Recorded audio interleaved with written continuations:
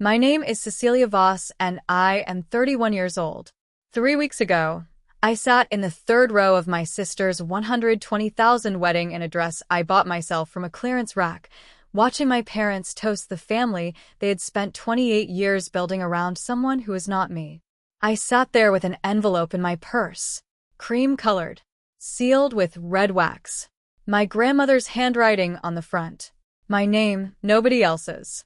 I had been carrying that envelope for 4 months without opening it because my grandmother told me, the last time I saw her lucid, that I would know the moment, that I would feel it.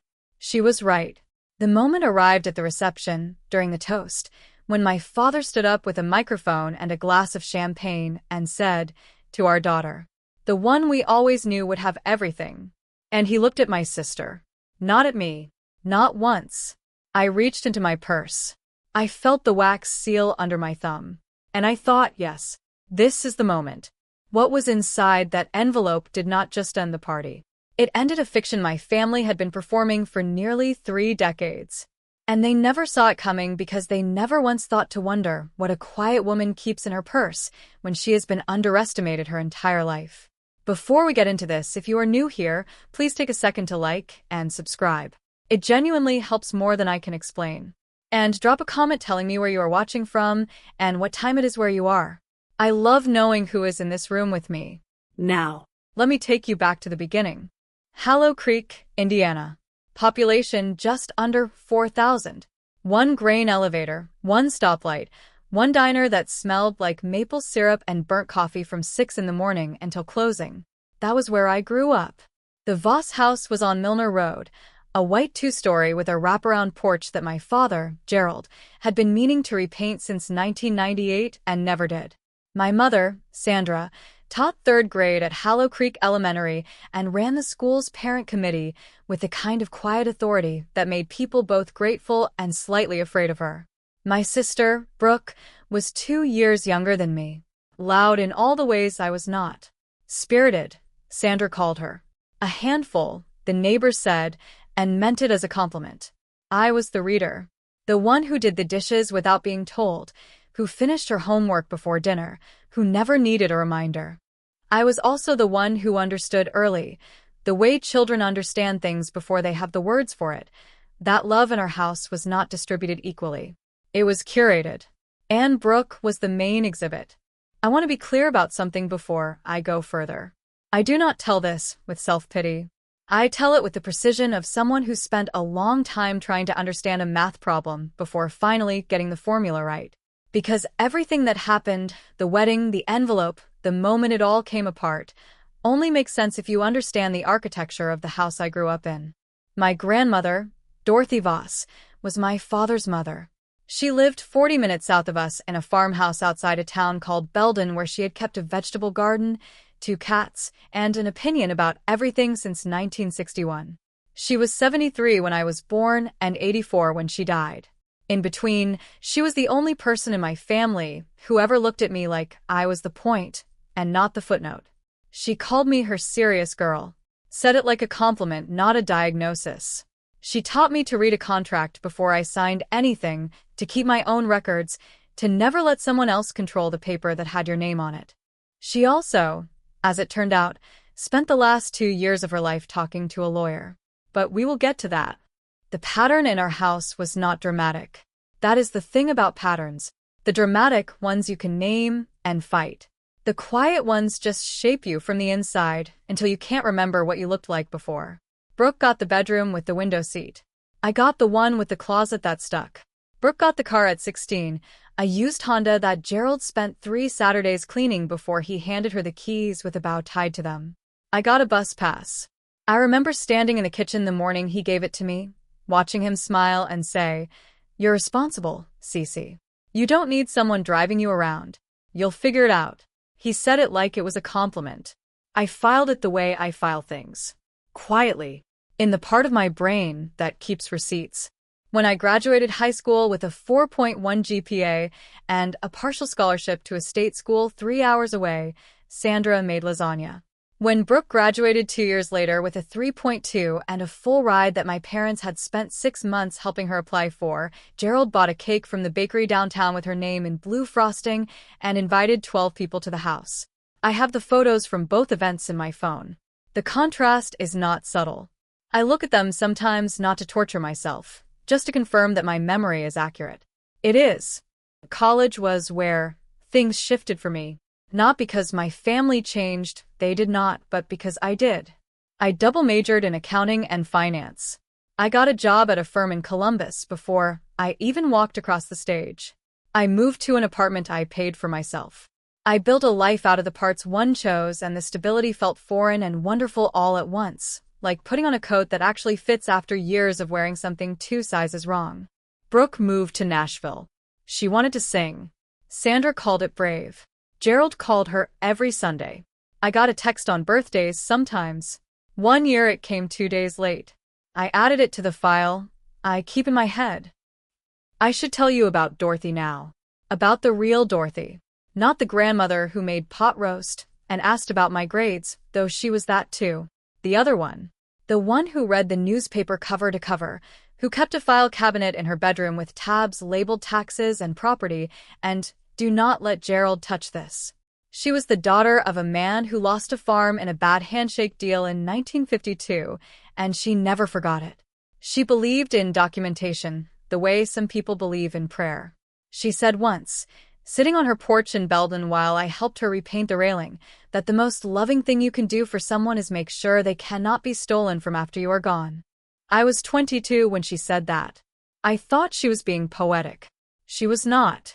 Every summer from age 12 until I left for college, I spent 2 weeks in Belden. Dorothy taught me to can tomatoes, to read a deed, to balance a checkbook by hand. She showed me which drawer held the extra key to the lockbox and which phone number was her attorney and which folder was labeled for Cecilia and nobody else. I was 12 the first time I saw my name on a folder in someone else's file cabinet and felt like I was being trusted with something real. The summer I turned 24 and came back from Columbus for a weekend visit, Dorothy pulled me aside after dinner and said she needed to show me something. She led me to the back bedroom, the one that smelled like cedar and old paper, and she opened the file cabinet with a small brass key she kept in the pocket of her housecoat. She pulled out an envelope, cream-colored, red wax seal, my name on the front in her careful handwriting. She held it up. "This is yours," she said. "But not yet. You will know when." I asked her what was inside. She told me to trust her timing. Then she put the envelope in my hands, pressed both of hers around mine, and said, "You are the only one in this family who reads the fine print, Cecilia. I am counting on that."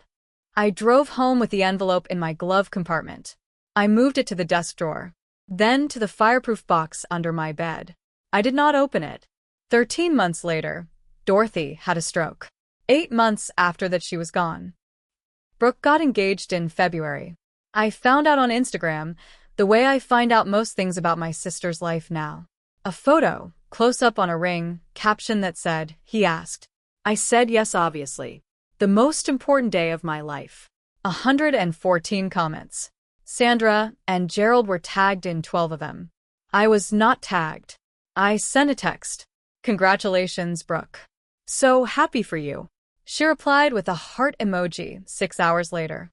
2 weeks after the engagement, Sandra called. She almost never called me, only emailed, and even that had the texture of a business communication. Brief, informational, no warmth wasted. This call was different.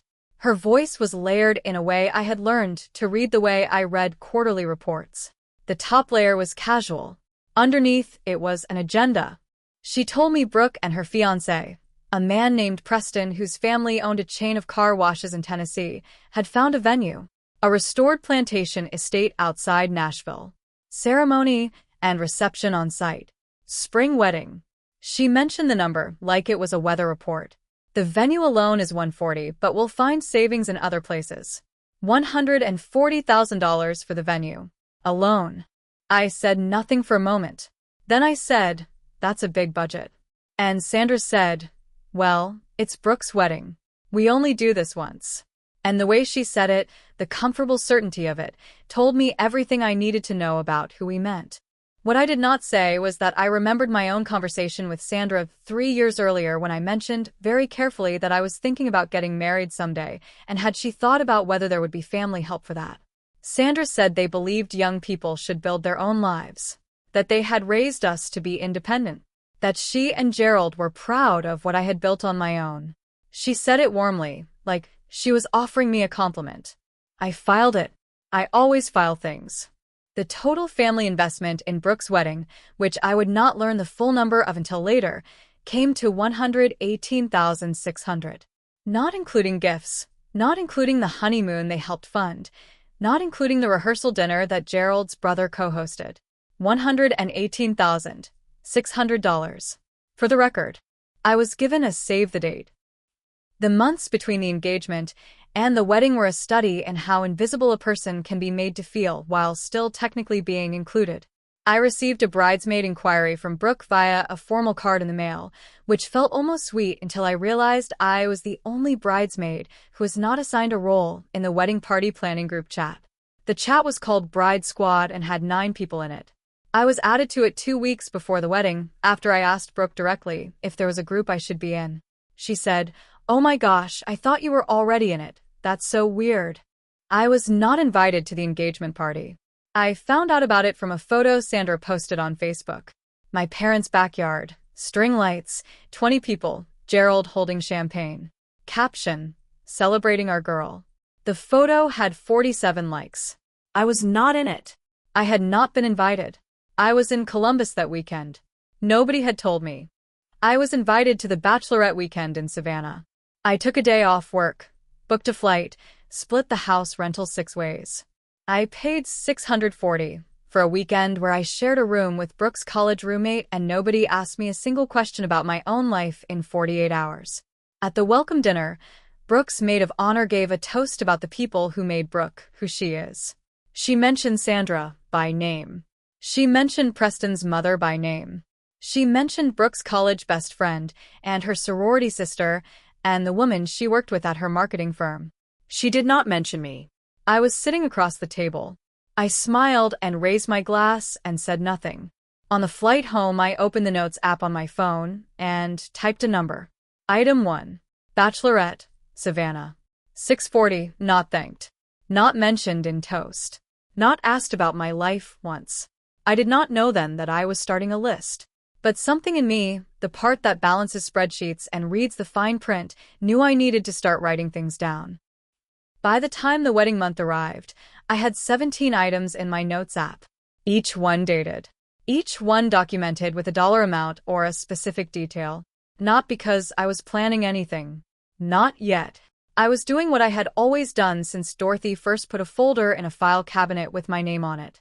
I was keeping records because records are the only thing that does not change its story depending on who is in the room. The month before the wedding, I drove out to Belden. Not for any particular reason I could name out loud. I just needed to drive past the farmhouse. Dorothy had been gone for a year and a half. The new owners had planted annuals along the front walk and painted the shutters green. It looked different and also exactly the same in the ways that matter. I sat in my car at the end of the driveway for 10 minutes. Then I drove back to Columbus. The envelope was in my fireproof box under the bed where it had been for 4 years. I took it out that night and held it. The wax seal was intact. Her handwriting was still sharp and clear. For Cecilia. Nobody else. She had told me I would know the moment. I did not think the moment had come yet. But I put the envelope in my purse that night and left it there. Just in case. The wedding was on a Saturday in April. The estate outside Nashville was everything a $120,000 investment could construct.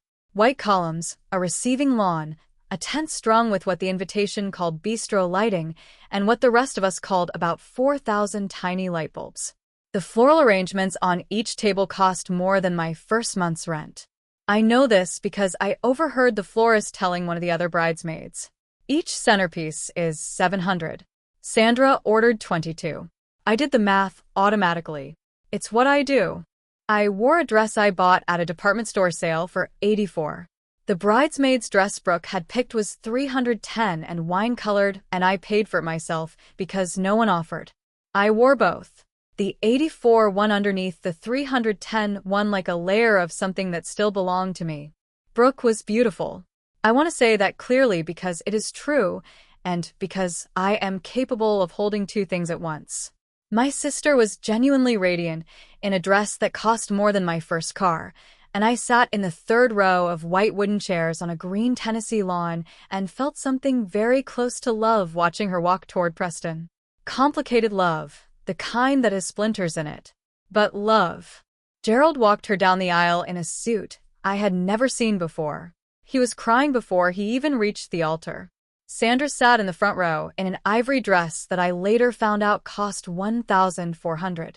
She had mentioned it to me the week before, like she was sharing a weather update. Gerald insisted. You know how he is about special occasions. I did know. I had the bus pass in a drawer somewhere to prove it. The ceremony was 45 minutes. The officiant was a friend of Preston's family. The vows were personal and long, and made half the audience cry. I cried too, a little in the way you cry when something is beautiful and also costs you something you cannot quite name. Then it was over and the bistro lights came on over the reception tent, and the party began. I want to tell you about the toast because the toast is where everything accelerated. Toast started at 7. Sandra had given me no indication that I would be asked to speak.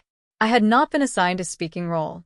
I had written something anyway, at midnight in my Columbus apartment 3 weeks before the wedding, because I am the kind of person who prepares for things even when I have not been invited to do them. I kept it in my phone. 4 minutes. Had the right amount of warmth and the right amount of humor, and ended with something true and specific about my sister that only a sibling could know. Nobody asked me to stand up. The maid of honor went first. Then Preston's brother. Then Brooke's college friend. Then a woman from her Nashville friend group I had never met who told a story about a road trip in 2019 that was apparently very funny. Then Sandra stood up. She spoke for 5 minutes about the daughter she had always known would find her person. She talked about Brooke's spirit and her warmth and the way she had lit up every room since she was 3 years old. She said, "We always knew this girl was going to have everything." She was crying by the end. The table applauded. I applauded. My hands felt like they belonged to someone else. Then Gerald stood up. He picked up the microphone like a man who had been waiting a long time to do exactly this. He cleared his throat. He looked around the tent. He said, "I don't have a lot of words. You all know me. I'm not a speech man." People laughed. He smiled. Then he looked at Brooke directly, and his voice changed into something soft and certain. He said, "To our daughter. The one we always knew would have everything." And he raised his glass toward Brooke. Preston put his arm around her. She was crying. Everyone was crying. There was a collective sound of glasses being raised. Gerald sat down. Nobody else was called on. The toasts were over. I reached into my purse. My fingers found the envelope. I knew the moment, exactly the way Dorothy said I would. I did not open it at the table. I want to be clear about that. I did not stand up and make a scene in the middle of the reception. That is not what I do. That has never been what I do. I sat with the envelope in my lap for 40 minutes while the salad course was served and conversations resumed around me. I spoke to the woman on my left about her drive from Kentucky. I ate my salad. I put my napkin in my lap. I behaved exactly the way I had been behaving for 31 years, which is to say like someone who has learned to take up exactly the amount of space she is assigned and not 1 inch more. But I opened the envelope in the bathroom at 7:52 in the evening. I know the exact time because I looked at my watch before I broke the wax seal, because I understood that whatever was inside was going to divide my life into before and after, and I wanted to remember exactly where the line fell. Dorothy's handwriting filled 3 pages. The first paragraph said, "My serious girl, if you are reading this, the moment has arrived. I promised you would know it, and I promised I would be ready for it too. I have been ready for some time." The next 2.5 pages were a letter. Personal, specific, the kind only a woman who has watched a family closely for decades could have written. But it was the last paragraph that changed everything. She wrote, "I have spoken to my attorney. Richard Calloway, and the arrangements we discussed are formalized and final. You have what you need to make the call. Do not feel guilty for making it. The guilty party in this story is not you. Folded behind the letter were two documents. The first was a single-page summary from Richard Calloway's office, dated 8 months before Dorothy died. The second was a copy of a deed. Property in Belden. 16 acres, the farmhouse, the outbuildings, the land along the creek that Dorothy had always said was the most valuable part because creek land holds. Both documents had my name on them. Not Gerald's. Not Sandra's. Not Brooke's. Mine. And at the bottom of the deed summary, in Richard Calloway's careful legal type, a note. Property transferred to Cecilia M. Voss as sole beneficiary per the terms of the Voss Family Trust established June 14, 2019. Grantor, Dorothy A. Voss. This transfer is irrevocable. I stood in a bathroom in a 120,000 wedding venue on a Saturday night in April and read 3 pages of my grandmother's handwriting and 2 legal documents while the bistro lights glowed through the frosted window. My hands did not shake. My eyes were completely dry. I've been accused my whole life of being too calm, too contained, too controlled. In that bathroom, for the first time, I understood that what they called controlled was something else entirely. It was ready. I folded the documents back into the envelope. I washed my hands. I checked my reflection. I went back to my table for the main course. I did not say a word that night. I called Richard Calloway on Monday morning from my office in Columbus. I had looked him up the night before. Belden, Indiana. Estate planning and property law. Practice established 1989. Excellent reviews. The kind of attorney who's been doing quiet, important work in small towns for 30 years and does not need to advertise it. He picked up on the second ring. He had been expecting my call, he said. Dorothy had told him I would call after a family event. She knew me very well, he said. The warmth in his voice when he said it was the kind you cannot manufacture. He had genuinely respected her. We spent 40 minutes on the phone. He walked me through the trust structure in the same plain, careful language that Dorothy herself would have used. She had established the trust in June of 2019, 2 years before her death. She had transferred the Belden property into it at that time. The property included the farmhouse, 16 acres, the creek boundary, and 3 outbuildings, one of which she had converted to storage years ago but which had retained its original agricultural zoning classification, which in that county, Richard said, made it eligible for a specific land use designation that had significant implications for its appraised value. I asked him what the current appraisal looked like. He told me. I wrote the number down on a notepad and stared at it for a moment. The property was worth $610,000. Current market. Potentially more depending on a buyer's interest in the creek access. Dorothy had left me $610,000 in property. She had done it quietly, legally, irrevocably, 2 years before she died. And not one person in my family knew. I asked Richard if Gerald or Sandra had ever been in contact with him. He said Dorothy had specifically instructed him not to communicate with any family member other than me. She had been very clear about that, he said. She used a particular phrase that he had written down because he found it memorable. She said, "The loudest people in that family are not the ones who need protecting." I held the phone for a moment after he said that. Then I asked him what the next steps were. He told me. We made a follow-up appointment for the following week. I thanked him, hung up, and sat in my office chair looking at the number on my notepad. $610,000. Left quietly by a woman who read the fine print and taught me to do the same. Left to me specifically. Nobody else. I thought about the bus pass. I thought about the lasagna and the bakery cake. I thought about 47 likes on a party photo I was not invited to. I thought about Gerald's toast and the way he looked at Brooke when he said to our daughter. Then I put the notepad in my desk drawer, picked up my coffee, and went back to work. There was nothing dramatic to do yet. The dramatic part had already been done. Dorothy had done it in 2019. I just had to let it arrive. Gerald called me on a Thursday, 12 days after the wedding. I had been wondering when, not if. I knew him well enough to know that it would come eventually. What I did not know was how much he already knew. He called at 6:14 in the evening. His voice had the quality it gets when he is managing something. Careful and bright at the same time, like a man walking on ice trying to look like he is strolling on pavement. "Cece, how are you? Good trip home?" I said yes. We exchanged the minimum number of pleasantries. Then he said, "I actually wanted to talk to you about something. Your mother and I were going through some of the estate paperwork from Grandma Dorothy, and we realized we had not seen anything from a Richard Calloway, who we understand was her attorney." I said nothing. He continued, "I guess we just want to make sure everything is properly sorted. You know how these things can get complicated. If there are any documents you received, we would appreciate being in the loop as a family." There it was. The phrase, "as a family." The same one Sandra had used when she told me young people should build their own lives and build their own wedding budgets. Now we were a family.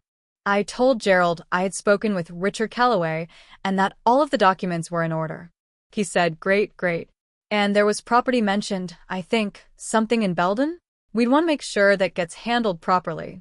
I mean, it's family property, really." I said, "It's actually my property, Dad. Dorothy put it in a trust for me specifically. It's been transferred. Richard can answer any questions you have about the legal structure." The pause that followed lasted long enough that I counted the seconds. 6 of them. Then Gerald said, in a different voice, lower, flatter, the ice cracking under him, "Cecilia, your grandmother had I don't know, some ideas in her later years. About fairness. You know how she could get." I said, "I know exactly how she got. She was very clear about it." He said, "This is a significant piece of property. The family should have input." I said, "The trust is irrevocable, Dad. Richard can explain what that means." Another pause. Shorter this time. He said he would call Richard. I said that was fine. We hung up. He did not say goodbye. I set my phone on the kitchen counter and looked at it for a moment. Then I made dinner. Sandra called 2 days later. Her approach was different from Gerald's, which I had expected. Sandra does not pace herself with the smooth entry and the slow pivot. Sandra goes directly to the thing she wants, wrapped in a tone that implies she is doing you a favor by being direct. She said, "Richard Calloway will not speak to us without your written authorization. You have to know how hurtful that is, Cecilia. Your grandmother's attorney refusing to talk to her own son." I said I understood it felt frustrating. She said, "This is not about frustration. This is about a family property that your grandmother, in her final years, may not have been thinking clearly about. We just want things to be fair."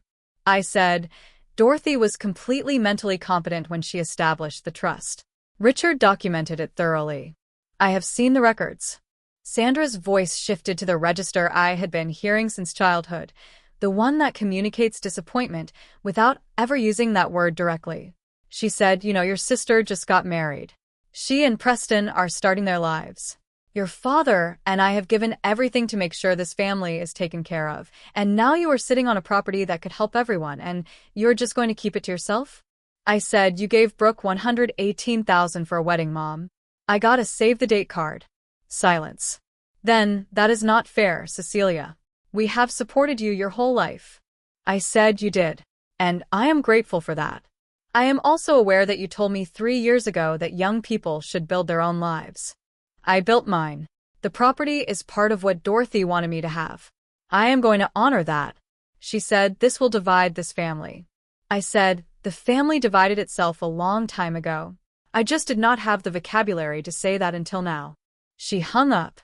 I sat with the phone in my hand and let myself feel the familiar weight of being the one who says the true thing in a room full of people who preferred the comfortable version. Then I set the phone down and opened my notes app. Item 18.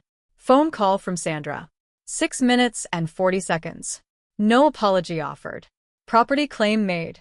Emotional leverage attempted, specifically reference to Brooke's wedding and family sacrifice. I closed the app and made a cup of tea. Brooke called on a Sunday morning 3 weeks after the wedding.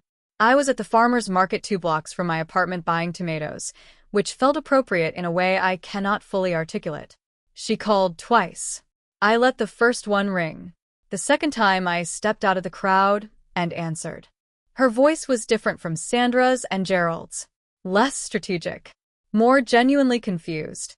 Brooke has always occupied a world in which things work out for her, not because she is calculating, but because they always have and nobody has ever shown her the mechanism. She did not know there was a mechanism. She thought it was just the way things were. She said, "Cece, Mom is really upset. Can you just talk to me?" What is going on?" I told her what was going on. Calmly, specifically, the way I would explain a balance sheet to someone seeing one for the first time. I told her about Dorothy's trust. I told her about the property value. I told her about Richard Calloway and the irrevocable nature of the transfer. I told her about the letter and what it said. I did not read it to her verbatim. "Some things are yours." She was quiet for a long time. Then she said, "I didn't know, Cece, about any of this. About the trust, I didn't know Grandma did this." I believed her. Brooke is not a liar. She is someone who was handed a version of reality that suited the people managing it, and she accepted it because she had no reason not to. She had always been the main exhibit. It does not occur to the main exhibit to look for the machinery behind the curtain. I said, "I know you didn't." She said, can we talk about it? As sisters?" I said yes. "But not right now. And not about the property. About the other stuff. About what it's been like being your sister." She was quiet again. Longer this time. She said, "Okay." Just that. One word, no elaboration, no defense. I said I would call her next week. We hung up. I stood on the sidewalk outside the farmer's market holding a bag of tomatoes and felt something release in my chest that I had not realized I had been holding. Not forgiveness. Not yet. But the first thread of something that could become it, eventually, if both of us kept pulling carefully from our ends. Gerald called Richard Calloway. Richard told me about it in our follow-up call because Gerald's communication had been specifically directed at the trust, which made it Richard's professional responsibility to inform me. Gerald had asked about contesting. Richard had given him the same answer he had given me. The trust was established in 2019. Dorothy had full mental capacity, documented and witnessed. She had signed with her attorney present and 2 independent witnesses, neither of whom were Voss family members. She had specifically designated the trust as irrevocable, which Richard explained to Gerald meant exactly what it sounded like. Gerald had apparently asked if there were grounds to contest based on undue influence, which is the legal language for claiming someone manipulated the deceased into making a decision. Richard told him that would be an extremely difficult argument to make, given the 6-year gap between the trust establishment and Dorothy's death, the documentation of her mental clarity, and the fact that Dorothy had put her reasons in writing in a letter that she had provided to her attorney as part of the estate file. Richard told me, and this part one want you to understand, that Dorothy had anticipated exactly this. She had written a supplementary statement as part of the estate file explaining her reasoning for the specific distribution. She wrote that she had observed over many years that one grandchild in this family had consistently been asked to carry more than her share of the invisible weight while receiving less than her share of the visible recognition. She wrote that she was correcting that imbalance with the means available to her. She wrote that she was at peace with the decision and that she had made it without any influence from the beneficiary, who had in fact never asked her for anything. The last sentence of the statement, which Richard read to me verbatim with her permission, said, "Cecilia never once asked me for anything. That is exactly why I am giving her everything I have to give." I sat in my office chair and listened to Richard read that sentence, and I did not cry, but it was close. Here is what happened next. I want to tell you precisely, because I think precision is a form of respect. Gerald consulted a second attorney. That attorney told him the same thing Richard had. The trust would hold. Sandra stopped calling me. Not permanently, but the strategic calls stopped. The ones with the warm opening layer and the agenda underneath. What replaced them was a silence that had a different texture from the usual distance. This silence felt like recalculation.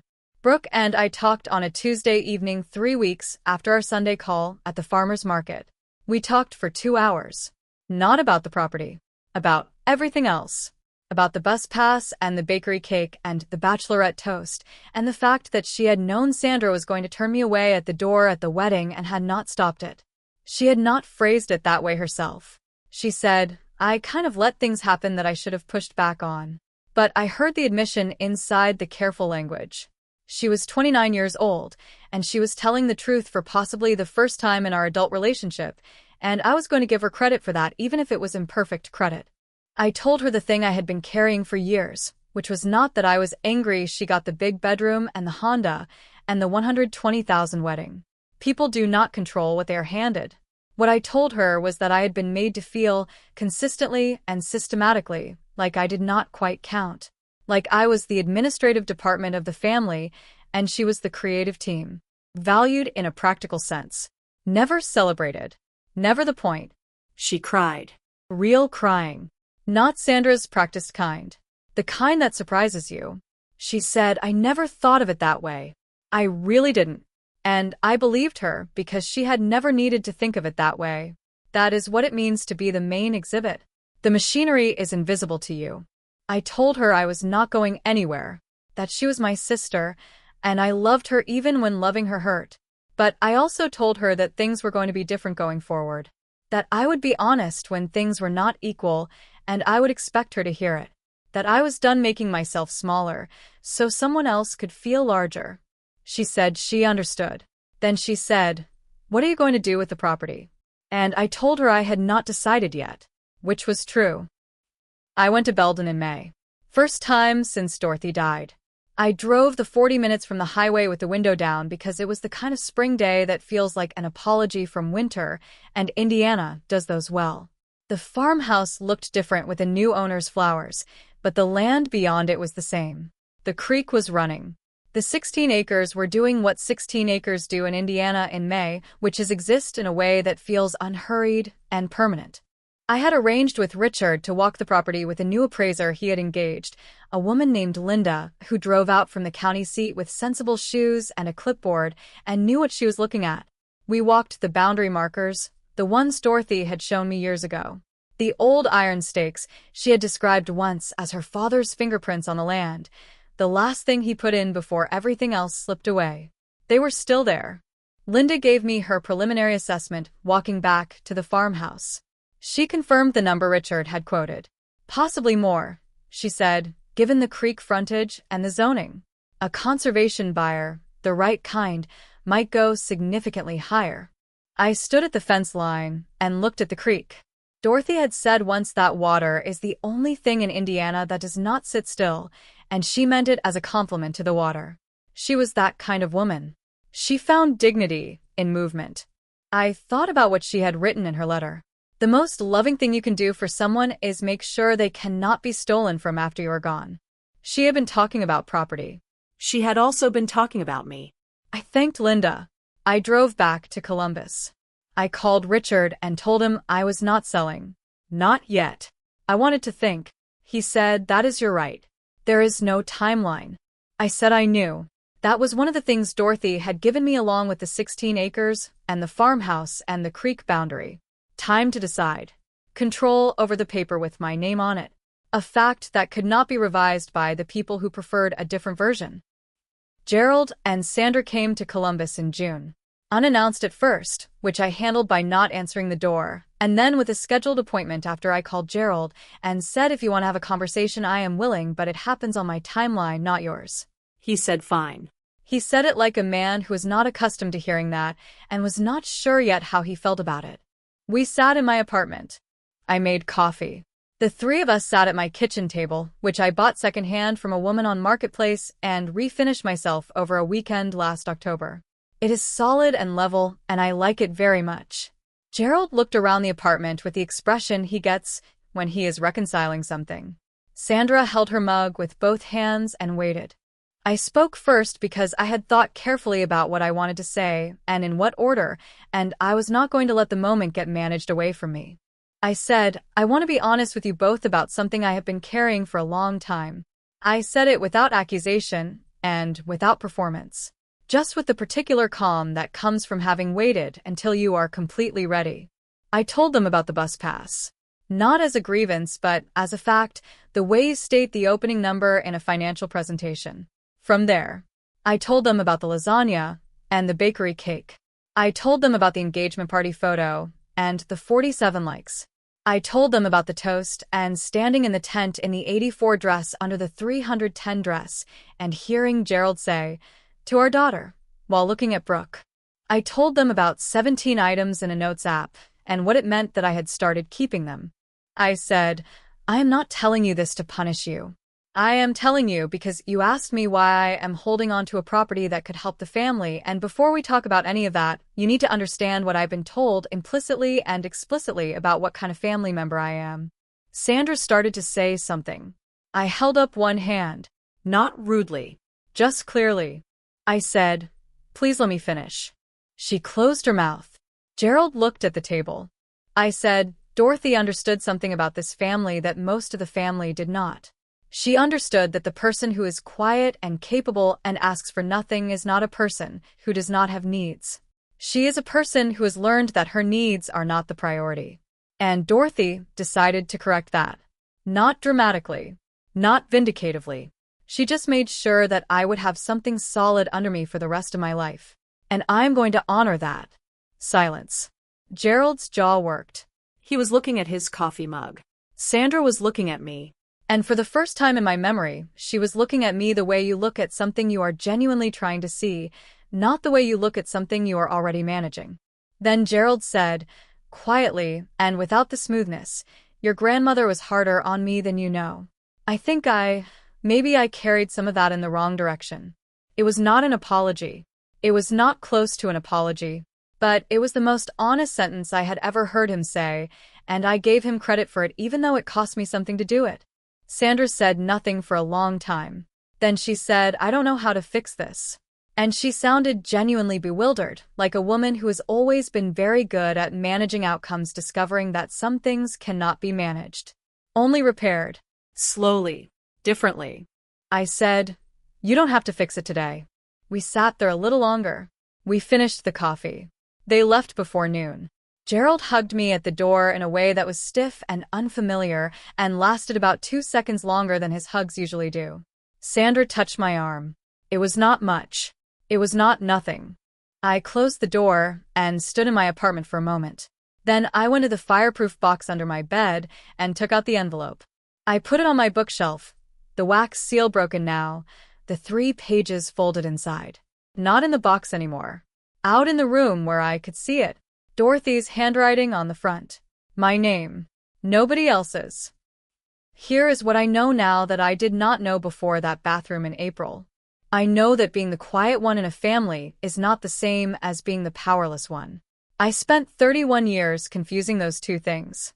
The power was always there. It was just in places I was not looking, in a file cabinet in Belden and a sealed envelope with red wax and an attorney named Richard who picked up on the second ring because he had been waiting for my call. I know that documentation is not bitterness. It is precision. Every item in my notes app, every returned card, every toast that did not include my name, every family photo I was not invited to take. Those were not evidence of how much I had been hurt. They were evidence of what actually happened. And what actually happened is the only thing that holds up when someone starts revising the story. I know that the people who call you strong are not always paying you a compliment. Sometimes they're just telling you what role they need you to play. And sometimes the most disruptive thing you can do is stop playing it. Not loudly. Just with a sealed envelope in your purse and the patience to wait for the right moment. I know that Dorothy knew all of this before I did. She knew it because she had been watching this family with clear eyes for decades, and she had a particular kind of love for me, the kind that does not just want you to be okay now, it wants to make sure you will be okay after it is gone. That is the long love. The kind that signs its name on a deed, and files the paperwork properly, and tells its attorney to wait for the call that comes after a family event. I have not decided what to do with the property yet. I have a few thoughts. One of them involves the creek boundary and conservation purposes. One of them involves nothing at all for now because I have a life to live and a job to do and a sister who is slowly, unevenly, beginning to ask the right questions. Maybe the property just sits there for a while, doing what Dorothy's land always did, which is wait for things to get clearer. What I have decided is this. I am done making myself smaller. Not loudly. Not dramatically. Just clearly and permanently the way a deed is permanent, the way a trust is irrevocable, The way red wax on an envelope means this was sealed by someone who knew it would matter. Dorothy called me her serious girl. She said it like a compliment. I understand now what she meant. She meant the one who reads the fine print. The one who keeps the records. The one who, when the moment comes, reaches into her purse and knows exactly what she is reaching for. That is my story. One envelope, $610,000, and 31 years of learning that the quietest person in the room is not always the one with the least power. Sometimes she is just the one who has not used it yet. If this story stayed with you, if you have ever been the quiet one, the capable one, the one nobody thought to put in the toast, drop a comment. Tell me your version. And if someone in your life needs to hear that being underestimated is not the same as being without resources, share this with them today. Hit subscribe if you want to stay in this room. I will see you in the next one. End of script. Extended reflection. The ledger nobody sees. I want to stay with you for a few more minutes because there is something I have not said yet that I think needs saying. In the months after the wedding, after the calls with Gerald and Sandra, after the 2-hour conversation with Brooke on a Tuesday night, I started going back through my notes app. Not to fuel anything. Not to rehearse grievances. I went back through it the way I go through any set of financial records at work, looking for patterns, looking for what the numbers actually say when you remove the emotion from the column headers. What I found was not what I expected. I expected to find evidence of neglect, and I did find that. But I also found something else. I found evidence of how much I had participated in my own erasure. Not intentionally, not consciously, but systematically over years, I had developed habits that made it easier for my family to treat me as the administrative department. I answered their calls promptly, and theirs went to voicemail. I never asked for anything because I had decided before the asking that the answer would disappoint me. I showed up prepared for every occasion and never once told anyone what I needed in return. I want to be honest about that because I think it is important. When people talk about families like this, the narrative tends to flatten into heroes and villains. The forgotten child and the uncaring parents. The overlooked sister and the favored one. And those things were true in the way that most partial truths are true. They capture a real shape, but they miss the texture. The full texture includes me, standing in a department store buying an '84 dress for my sister's wedding because I had pre-accepted that I was not going to be given a budget for it. Not because anyone told me that explicitly, because I had learned over decades to pre-accept the smaller version of things, to arrive already negotiated down. Dorothy saw this. She saw it more clearly than I did because she was outside the pattern looking in. When she told me I was her serious girl, the part of that I did not understand until I was reading her letter in a bathroom in Tennessee was that she meant it as both a description and a correction. She was saying, here is who you are, and here is what that costs you, and here is what I am going to do about it. She gave me property worth $610,000. But she also gave me something that cannot be appraised, which was the concrete evidence that someone in my family had seen me clearly for a long time and had believed the seeing was worth acting on. That is a different kind of inheritance. You cannot put it in a trust, but it changes the shape of how you move through the world. I have been thinking about that a lot, about what it does to a person to be seen, really seen, by someone they love, how it recalibrates things. I went 31 years with one person in my family doing that reliably, and she was 73 when I was born, and she is gone now. But she left behind the letter, and the deed, and the name of an attorney who picks up on the second ring. That is more than a lot of people get. I also want to talk about Brooke, because I think her part of this story is more complicated than it looks from the outside, and I do not want to simplify it. My sister did not invent the hierarchy in our family. She was placed in it at birth the same way I was, just at a different altitude. She grew up being handed things that came from somewhere she never thought to examine, because when things come to you easily, you do not naturally develop the habit of asking where they come from. That is not a character flaw. It is just the shape that a certain kind of upbringing produces. What she did, that I have not fully forgiven yet, and may not for some time, is no. She knew before the wedding that Sandra was going to turn me away at the door. She knew that the plan was for me to attend and then be quietly redirected at the entrance, which is the kind of logistical cruelty that requires deliberate planning, and she let the planning happen without saying anything to me. She has acknowledged this. Not cleanly, not in those exact terms, but in the way that Brooke does things, obliquely, with a layer of emotion between her and the direct statement. I have not made her pay for it yet. Not because she doesn't owe something for it, but because I have spent my whole life watching what people do when they are under pressure and whether they move toward the truth or away from it, and Brooke, on a Tuesday night on the phone, moved toward it. Imperfectly, slowly, like someone crossing a river on stones that shift underfoot. But toward it. That counts for something. I have not decided how much yet.